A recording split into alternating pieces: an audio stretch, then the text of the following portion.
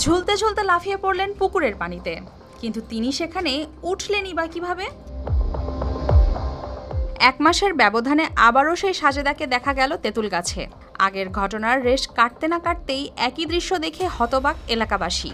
আর পরিবারের দাবি এর পেছনে রয়েছে জিনের আসর। আসলেই কি তাই?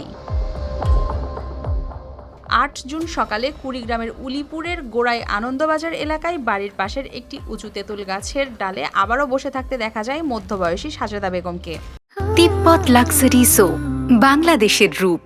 পরিবারের সদস্য ও স্থানীয়দের মতে দীর্ঘদিন ধরেই তিনি রহস্যজনক আচরণ করে আসছেন। তাদের বিশ্বাস, জিনের আসরের কারণেই মাঝে মধ্যে এমন অস্বাভাবিক কর্মকাণ্ডে জড়িয়ে পড়েন। আরও জানা যায়, গেল 6 মে একদিন নিখোঁজ থাকার পর ওই তেঁতুল গাছেই দেখা মিলেছিল তার।